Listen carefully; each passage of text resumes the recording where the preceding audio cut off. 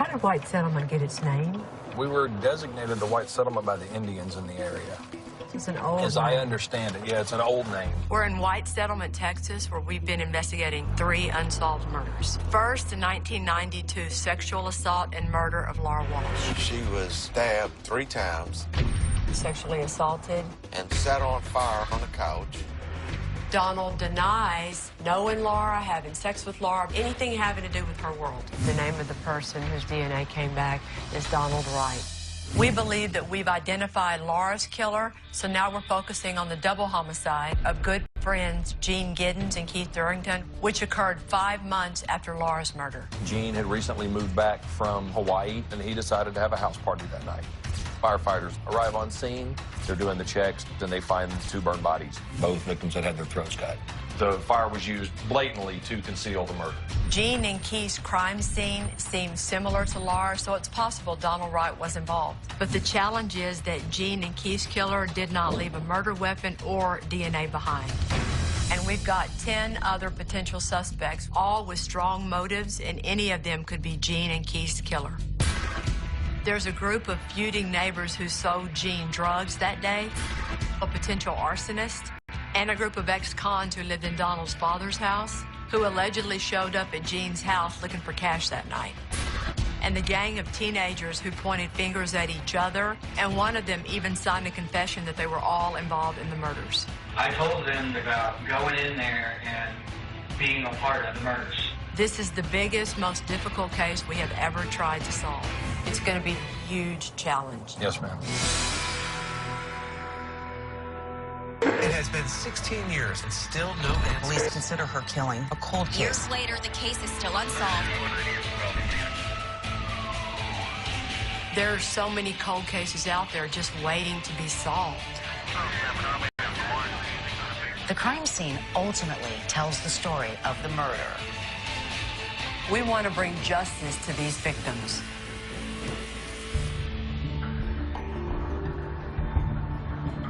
So who are we going to meet from the family? We're going to meet Linda, his mother, and his 2 sisters, Kimberly and Amy. That's Keith's family? Keith's family, yes. And then from Gene's family? We're meeting his sister Camilla and his brother John. Okay. Before we jump into our investigation of Gene and Keith's murders, we want to meet their families. I am Kelly. Hello. Who were brought together because of this horrible crime 23 years ago. Thank y'all for all coming down here for us to talk to you. We've been working on this for a while. I'm just so glad that somebody cares enough to try to figure it out now. And Kimberly, you're in law enforcement. I was about a 3-year veteran at the time. How does that affect everything? I probably talk about it more than anybody because when there's somebody out there that needs that comfort, I know a little bit more than the normal person because I've gone through it. Can y'all tell us some good stories about your brother?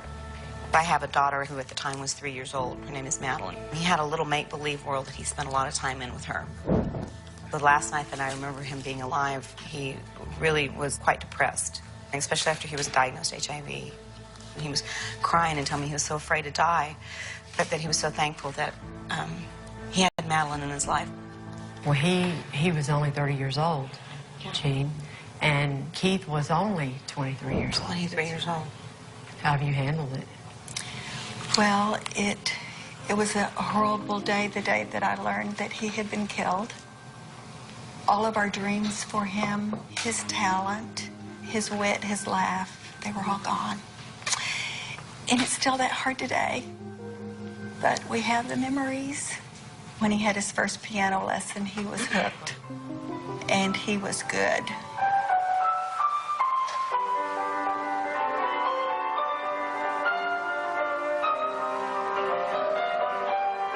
He was an amazing pianist. He was amazing. He was really gifted. Was Gene musical too? Oh, very much. That was one thing they had very much in common. Yeah. And when Keith was actually staying at our house, they were in there like playing like dueling pianos. Oh, wow. And they were hugely talented, both of them. Hugely talented. No one can promise you results, you know that. But we're going to try our hardest.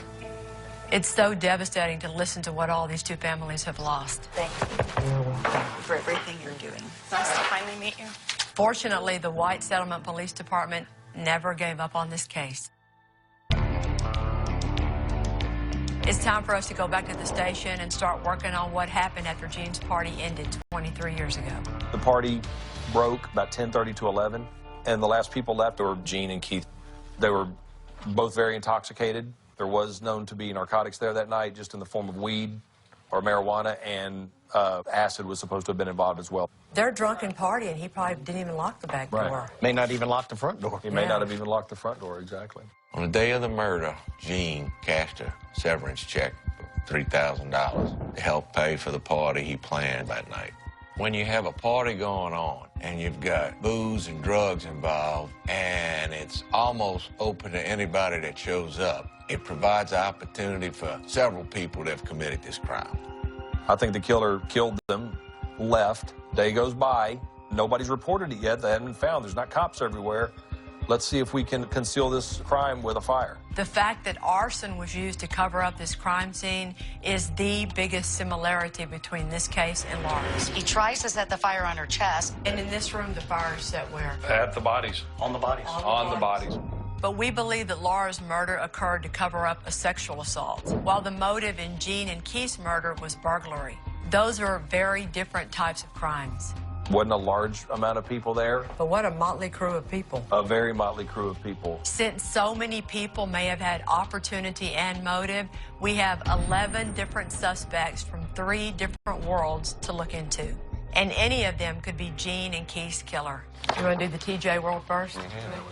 Okay, so we got Jason Inman, and then we have TJ Scooble. And then we have Wesley Taylor. He's dead. Yeah, he's dead. Our first group of suspects lived next door to Gene. We're calling them the neighbors. A couple of them sold drugs to Gene the day of the party. Wes and Jason were the ones that went to the house and did the transaction, according to the witnesses at the party. And Jason also rips them off, right? He licks it himself. Wes and Jason reportedly sold Gene some used tabs of acid. And that started a feud among the neighbors that led to them all implicating each other. Wes was mad at Jason because he was afraid that it was going to get back that Wes was the one who ripped him off. And he didn't want that word on the street that he was ripping people off, which would hurt his dope sales. So they're pointing the finger at each other. Mm-hmm. But together, and also independently, they'd point at TJ also. Well, you have various statements throughout the interviews talking about Jason and TJ wanting to go over and get more money from Gene. The question is, did they know about Gene's $3,000? They knew. A girlfriend of Wes drove him to cash the check. So, yeah, they all knew. Okay, let's do these. The second group of suspects, we referred to them as the teenagers. They all were kind of like a little bicycle gang, just a bunch of weed smokers and petty thieves. They weren't even looked at until 2 years after the murders. Yeah. Brandon Fortish was implicated, as well as James Howard, Jason Campbell, and Bryce Wilson, because a guy that lived in town at the time had heard them bragging about doing this murder. And then when you go to them, James Howard is only 14 years old. You have a statement in your file. Statement says that he was hanging out with Bryce and Brandon and Jason. They said, hey, we're going to go over to this house. They went over there. He said he waited out by the creek while Jason and Brandon went inside, heard yelling and shouting, and then he said Bryce got a gas can and poured gas and then threw a match. And the fact that James made a signed confession implicating himself and others is a big thing. The problem was certain details of that confession never lined up with the true facts of the case. So the police never charged these suspects with the crime. And then later on, when he's interviewed again orally, he says, I don't know what you're talking about. I don't remember that. But the teenagers were never completely eliminated, and we're going to have to take a look at them. Now let's focus on our right world of suspects. And we'll start up here with Donald, because we already have him up under Laura's murder. There's no evidence that Donald knew either Gene or Keith. However, he was connected to 3 different people with links to the victims. Who are those 3 that you have there? Randy, Ricky, Raymond. We're calling our last group the right group because they all had connections with Donald. They were either related to him or they lived in Donald's father's house. All of the right group has extensive criminal histories, including arson, burglary, and drugs. Okay, what are we going to put first under Donald Wright for our double? He's a burglar looking for money. He's a burglar. How far does he live from the double? About 4 or 5 blocks. How many minutes walk? I'd say I'd average it to 7 minutes. He lives with several of the party goers. Yep, Randy and Butch. Lives with fellow partiers. There's no record that Donald attended Gene's party, but his two friends did. Randy Huggins and Raymond Butch Bailey, who was also Donald's cousin, showed up uninvited. What do y'all want to put under Raymond? He was at the party with Randy. Drinking. Randy and Butch say they left last. So, last one to see him, right? And he was the one that drove him and Randy to the party. He's the one that He drove home. Randy walks home. Walks an odd route home when he could have had a ride. Butch and Randy drove to the party together. But when they went to leave, Randy chose to walk home. Randy walking home is strange because Butch is leaving at the same time and they're both going to the same house. If he's lying about the walking, what's his reason for lying? My theory is he says, I want to walk. He goes back to the house. And does the crime? And does the crime, and then he walks home. We can't convict somebody because he likes to walk. I know, but you can question him as to Yeah, who yeah, is yeah. odd. He was an escapee out of Missouri. Oh, yeah. Yeah, but it wasn't like he broke out of prison. He's on a work furlough type just walks detail. away. He just walks away. I'll put escapee in quotes. The fourth suspect in this group is Ricky Huggins, Randy's brother and Donald Wright's brother-in-law, who says he was not at the party. He lives across the street from the party. Arson priors? Arson arrest? Yeah.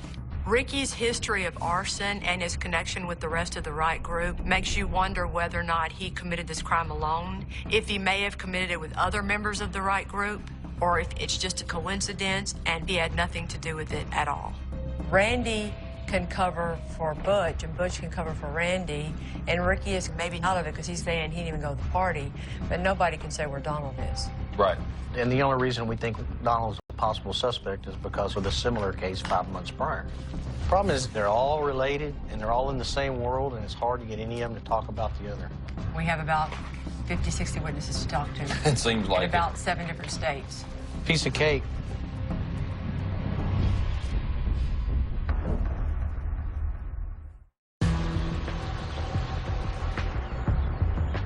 We're in White Settlement, Texas, investigating the double murder of Gene Giddens and his friend, Keith Durrington. Wanna have a seat right there? Hey, man, how you doing? I'm Alan Brown. I came in to help try to see if we can help out with this case from 1992. Since at least one member of our teenage group of suspects at one point confessed to committing this crime, it makes sense for us to learn more about them.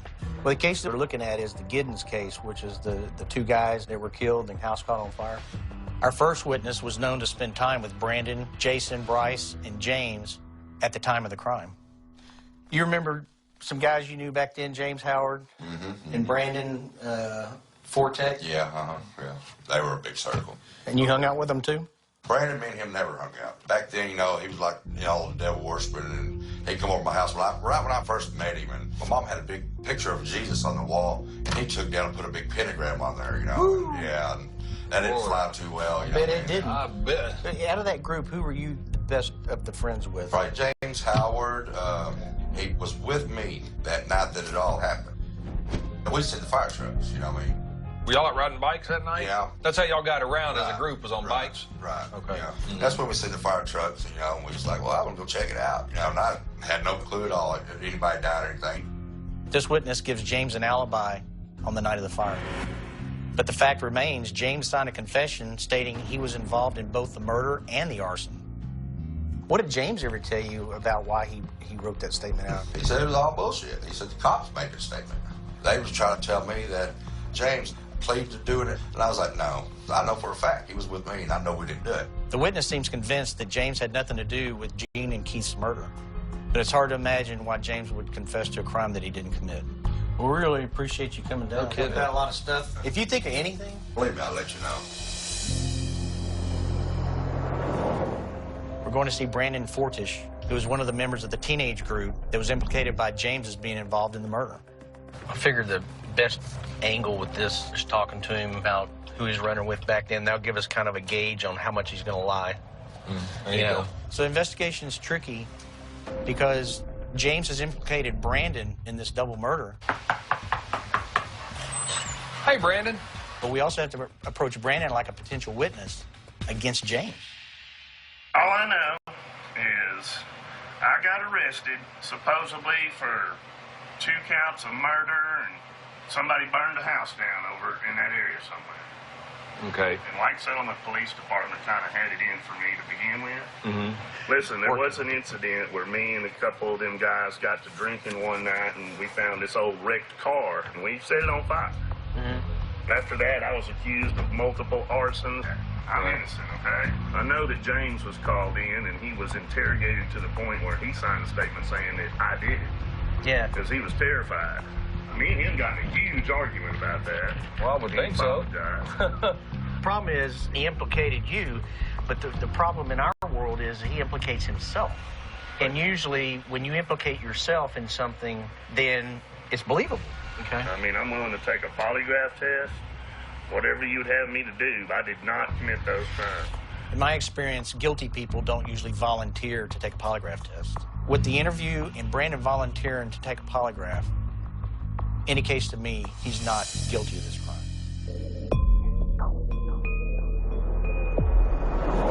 There's no gas back that way. Yeah, there's nothing back there. It's like they put the prison out in the middle of nowhere for a reason.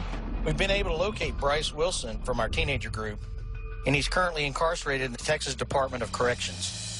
So back then, and I wrote some notes just off what the police had written in their report, that you had said that they, meaning Brandon, James, and Jason, went over, threw a brick through the back door, they went upstairs, cut both the guys' throats, and then they burned the house with gas. Did you ever say all that? No, I never said all that. You never said all that. I never like said that. any of that. Listen. Because James made a confession. And they say that he made a confession, but they also say I said that. And I know I didn't say that. Okay. No, I mean, if you're looking at a couple kids for doing some shit like that's some mafia type shit. Did James ever brag around that he did that, whether he did it or not? No, but I do know that when they had us in that police station, that I could hear him crying. Do you remember how y'all got implicated in this? I heard that there was an informant guy that gave them that story and then required an award. That's what I heard. Did you ever hear who did that? Yeah, it was a guy named... All right. We appreciate it. According to Bryce, James was forced into giving a false confession. It's also possible that James was so young he felt intimidated or confused.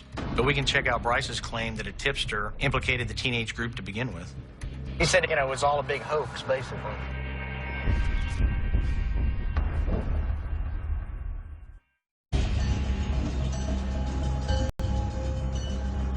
We've looked into Bryce Wilson's claim that a paid tipster is the one who implicated the teenager group in Gene and Keith's murders. They were prone to call them Crime Stoppers a lot. Was that how they tried to make money? Yeah. So it wouldn't be out of character if they called and said, hey, James did this. Yeah, that would not be out of character. We can't confirm the identity of the tipster because it was received anonymously, but there is evidence that a phone tip was called in implicating the teenagers, and the caller may have received reward money for doing so. These four come into the picture all because that story to Crime Stoppers, and he did it to collect money. That's all it was. Yeah. We had some false confessions going on. They were young. And those kids can't keep their mouths shut. The police would have heard it on the street. I mean, they're 14, 13, 17. None of them were innocent, but they were innocent of this murder. So I think we're pretty unanimous in this room that these poor kids in our teenager group are completely innocent of all of this. Correct.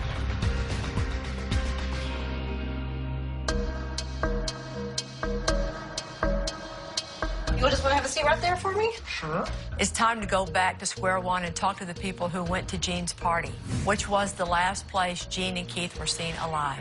Why don't we just talk about what you remember that night? We went to this party, which consisted of very few people. Now, the boys, they were kind of goofy. I think they mentioned something about that they dropped a couple of hits of acid. This was before the two, I'm going to call them the two creeps came in. According to statements, we believe the two men this witness is talking about are our suspects, Randy Huggins and Butch Bailey. They were kind of like looking around and kind of scoping things out. I assumed at the time that at least Eugene knew them. But I remember asking him, like, who are they? And he goes, I don't know. Why do you think they came to the party? I think they were crashing the party to see if there was anything that they could get from the party, any drugs, booze. You know, there might have been something said about money. My more wise hindsight is that these guys being kind of predatory the way they were, could have very well been there to harm them. I got the feeling that the creepy guys knew that they were more vulnerable. Yes, oh, absolutely. They were very defenseless. What this witness has to say about Randy and Butch makes you wonder if they showed up at Gene's party with the intent of getting a hold of that $3,000. There was nothing in Butch's criminal history about criminal mischief, arson, anything like that, right? Butch Bailey is Donald Wright's cousin, and he lived in Donald Wright's father's home. Hi, I'm Detective Callahan. Hello, I'm Butch Bailey. We want to see what he has to say about that night, about why he went to the party, and who might be involved in Gene and Keith's murders. On the night of the party, you were with Randy. Do you remember how y'all went home from the party? I vaguely remember him being at the party, having a few drinks, that's about it. Let me read this to you. These are summary notes that the cop made from back then after talking to you. Butch advised that he and Randy had gone to the party. There were no problems during the party, and that he and Randy left the party before midnight, leaving Keith and Eugene there. I can't put the names to the faces and stuff like that. All right. We're curious about Randy's walk home. He had a perfectly good ride with you. I don't recall, I really don't. But you know why we're asking that, because he separates himself from you. You go straight home. He doesn't. What did he do when he separated himself from you? Help us. What else are we not asking you to get to that point? Ladies, I can sit here and guesstimate, but the reality of this here thing is, I could not recall Ricky's name, Randy's name, until you guys just gave them to me. If I can't recall a name, how am I going to recall why he would not have rode with me? Butch doesn't seem to remember very much about that night. That might mean that he just has a bad memory, or he's trying to protect himself or somebody else. There are some things that worry us about Donald having to do with the night of the fire. Well, I don't think there's anything to worry about. How come? Because he's like a brother to me. He's a kind of hard person. Okay. He's Gerald, a great guy. Well, He's okay. had a drug problem. What kind of drugs? He liked doing meth. Okay. And I guess what that makes us worry about is that one night when he was on meth, if something crazy could have happened. I see where you're going with that, but I don't feel that I don't have that in you. The only thing that Butch does seem to be clear on is that Donald did not commit these murders. They said he gets off at 4:30, right? 5:30. They close at 5:30. Randy Huggins was another suspect in the Wright group who showed up at Gene's party the night Gene and Keith were killed. You mind if we just talk to him, visit with him? Free world. He was also at the time an escapee from a Missouri prison work furlough and walked home from the party that night even though he had a ride. Do you recall why you walked home that night? Man, I really don't remember, honestly. But I walked a lot back then. You know, hell, I was 100 pounds less. You know what I mean? You've already said yourself, you were looking over your shoulder all the time. Every time you saw the cops, you were shitting yourself. You were high, you were probably drunk, and there were reports of acid being done there that night. Do you remember? I didn't do no acid. You know you didn't do no acid? Okay. I've never done that. The fact that you walk home, you're at a party you don't belong at, everybody talks about it. Honestly, I'm not lying to you guys. Nothing happened while I was there. With Butch or nobody. When we left, they were still there. They being? Gene. Gene? And I think he had a guy or two there still when we left. Your statement says when you and Butch left, you were the last two there. Our information is that you know. Listen, if I knew, I'd tell you guys. I would have told them then. Randy has a good answer for everything. But when you look at a map and you see the shortest distance between his house and Gene's house, the route he took home doesn't make any sense. All right, well, guys, we done? Yes, sir. Yeah, absolutely. Well, you know where I work. You know where I live. Yeah, we do. I'm not hard to find. So we're not making any progress with the Wright group at all.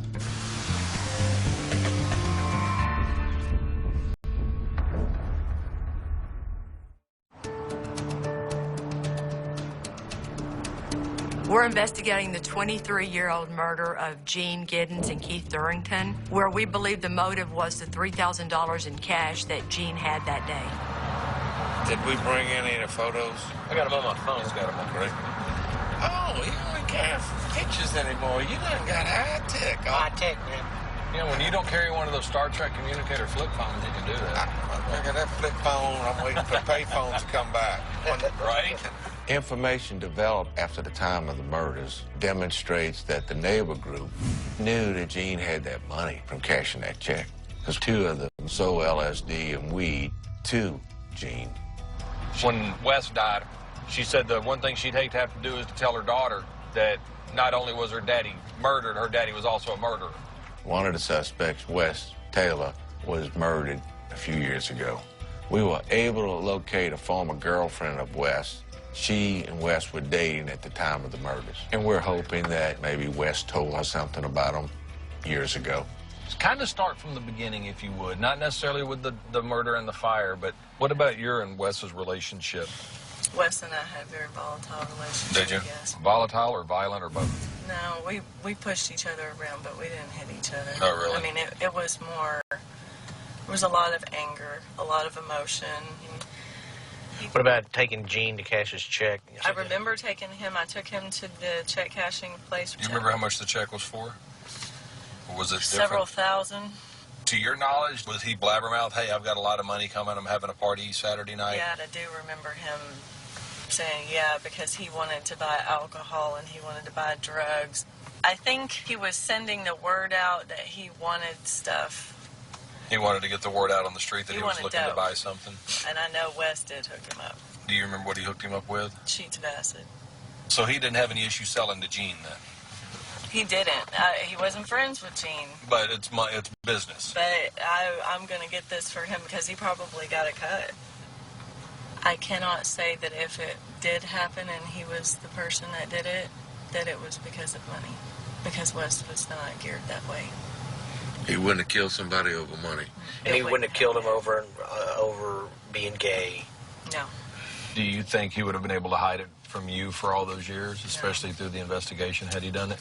He was able to keep a lot of things from me, and I turned a blind eye to a lot of stuff. But I really think that I might have been sharp enough to know that you murdered 2 guys next door. All right, dear. Take care. When talking to the girlfriend, she was very candid, very honest in her description of Wes and their relationship, both the good and the bad. I don't see any reason that she would not tell us the truth, especially since Wes has already died.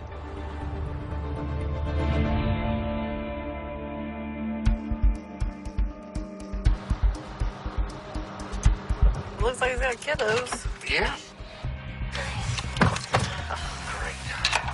How you doing, sir? Good, how are you? We haven't managed to track down Jason Inman, but we have found another suspect in the neighbor group, TJ Scooble, who moved out of White Settlement only weeks after the murders. That night, when someone knocked on the door asking where the guy next door, whatever his name was, Gene? I think, yeah, and asked where he'd been. I said, I haven't seen him all day. He said, well, his house is on fire. And I could see the glow from the fire of the house on the house across the street. I went out there, I was like, holy crap. What was Gene like back then? Gene was just a nice person. It's like, someone's nice to me, I'm going to be nice back to them. Sir, are these the people that live with you? That looks like one of the guys that was there a lot. So I do remember this guy, Wes. I didn't have really any close ties to any of those people. I was just up there because of my girlfriend at the time, Marla. Do you remember anything about the drug dealer ripping off? Well, see, because I wasn't there whenever they did that, but I just remember them saying something about Eugene came into a lot of money from somewhere. But I remember they went to that party that night. Did you ever see anything the whole time you were in White Settlement that let you know who hurt and killed Eugene? Oh, no, absolutely not. If I knew, I would tell you. I'm not scared to be a narc or a snitch, you know. I want that son of a bitch caught. Okay, so let's start with focusing on the next door neighbor group, the people that live next to Gene. What do y'all think about that group? I think they can be eliminated after talking to everybody, and not just TJ, but also with the lady friend. I think there was just a lot of finger pointing back then, but there's never been anything else. I think the only reason they're suspects to begin with is because they delivered dope that night. All right, so we're going to mark off Jason Inman, TJ Scooble, and Wes Taylor, the next door neighbor group. We've eliminated all of our suspects in our teenager group and our neighbor group. And we ought to feel like we're getting closer to figuring out who killed Gene and Keith, but there are still so many unanswered questions. Frustration continues.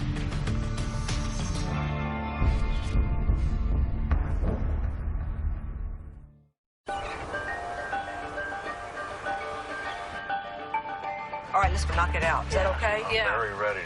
All we have left to pursue at this point is our final suspect in the Wright group. Since we already interviewed Butch and Randy and Donald last week, I don't know nothing about this murder. now it's time to talk to Randy's brother, Ricky Huggins. Ricky? Yes. Detective Callahan. How you doing? Nice to meet you. Hi, you want to come over here and sit in my truck with me so we can stay out of the heat? Yes. Ricky says he was with his wife the night of the murders and he did not go to the party. But he's also an arsonist, and Gene and Keith's crime scene involved fire. We'll start with that fire. I mean, you remember that fire? Yeah, I wake up to an orange glow coming in through the window, and I look out, woke my wife up, and I told her, I said, hey, I said, Gene, them's house on fire. Ricky, after all this happened and y'all are all sitting around going, what in the hell happened over there? Did a discussion come up about the party that happened that night before the fire? Saturday night, I never seen nobody over there all weekend. What about your brother being there? Why would your brother want to be there? I don't have a clue. So you never asked him afterwards, what the hell happened at the party? Y'all are at a party and house ends up getting burned up. I didn't know they actually went to the party. I didn't know nothing about it. It's odd that Ricky didn't know anything about the party when you factor in his previous statements. Look at this, what you said right here when you gave your statement. Read that out loud. Ricky advised that he was invited to the party. I don't remember getting invited to a party. Keep going, keep going. Okay. But didn't go because of his wife, Veronica, who disapproved of his drinking. Does that help you remember it? I don't remember getting invited to a party, but yes, I was drinking. I did drink a lot back then. We don't know if Ricky's just using his past drinking as his excuse or he really doesn't remember. But he does have a criminal history that we want to learn more about. Did you ever get arrested for anything at all in Missouri? Oh, yeah.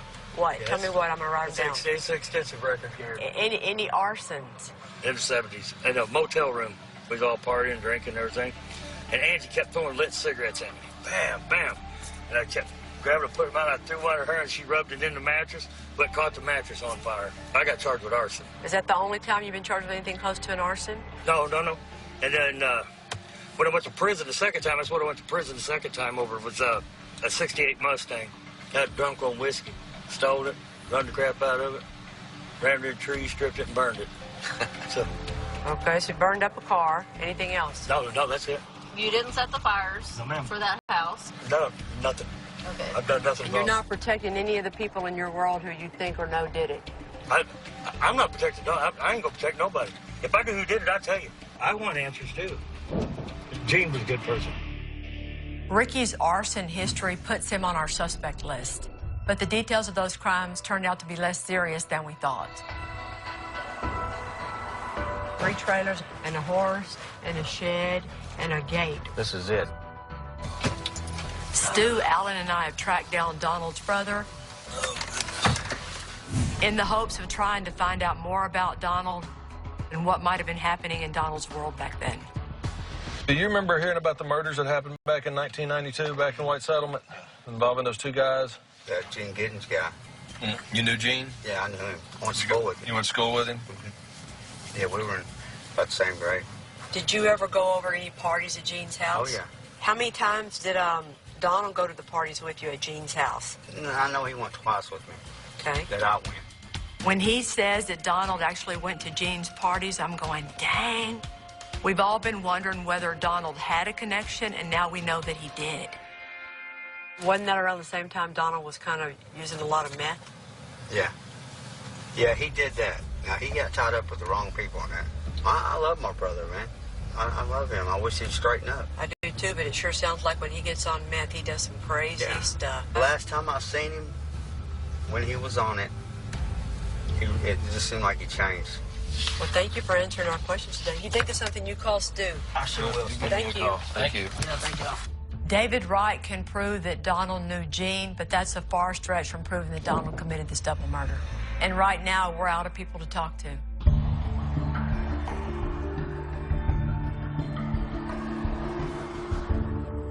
I think that we've done a good job of handling the Donald Wright, Laura Walsh case, but look at this board on the other case. Well, the people we've talked to, they're old dopers, or some of them are still continuing to use, and their memories have not been the best.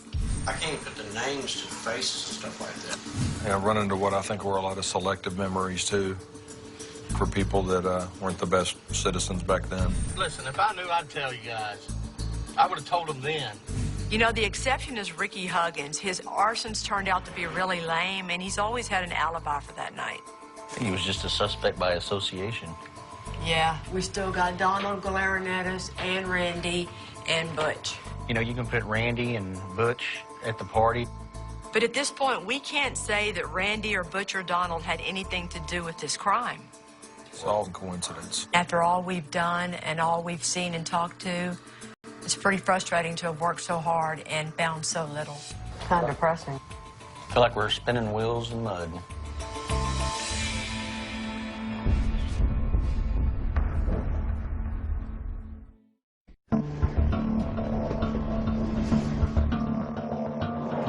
The ranger listened to the phone call. He says really hard to tell if he's just talking about the one or both. Earlier today, Alan heard from Texas Ranger James Holland, who's been helping out on the case. The prison where Donald's being held called the ranger to tell him that they recorded a very interesting phone call that Donald made. What's going on with you? Anything different? Texas Rangers come up here. They say they got evidence that I was the one that done a murder a long time ago. All I can tell you is search your soul, man. I'm tired of running and hiding. But I'm gonna make it right. I've got him after that, and then after he's done. He sounds like he's reaching out to tell us the story. Hold that thought. The Texas Ranger and Alan Brown are headed back to the TDC unit where Donald's being held to see if Donald has changed his story about Laura or about Gene and Keith's murder. We don't know what to expect from this visit to Donald Wright this time. You never take on a cold case with your only play the hope that the suspect is going to confess, but that's what we're looking at right now. Our hope is that the Ranger and Alan can perform a miracle, because we don't want to tell two different families that they're never going to get justice.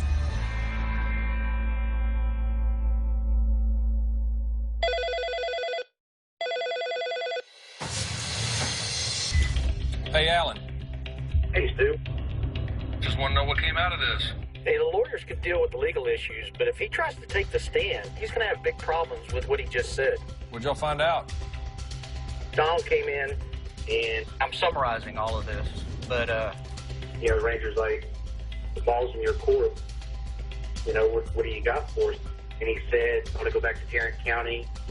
And he says, and I'm going to give you the other one when you get me back to Tarrant County. I'm going to give you the double. Did y'all say, are you talking about Gene and Keith to him? He was pretty clear he's means the double. But y'all made it clear he's not throwing Butch or Randy under the bus. It's him. The Ranger asked him straight up, are we looking for another actor in the double besides you? And he said, no, it's just me. I'm good for all three. That sounds fantastic. Amazing. Fantastic. Just get him back here. Thank you, Alan. It's amazing. Bye. Wow, Holy shit. I can't freaking believe I it. can't either. I know. Honestly, I gave up. I gave up. I was already thinking of what we're going to tell the family. Oh, I know. Oh, my God, a miracle happened. Confessions just don't happen like that. Donald probably realized once he knew he was done on one that what's it going to hurt, and it gives him a little bit of a bargaining chip at allowing us to close another case. I'm still wrapping my brain around it. How long is that going to take? A while. It's going to take a while.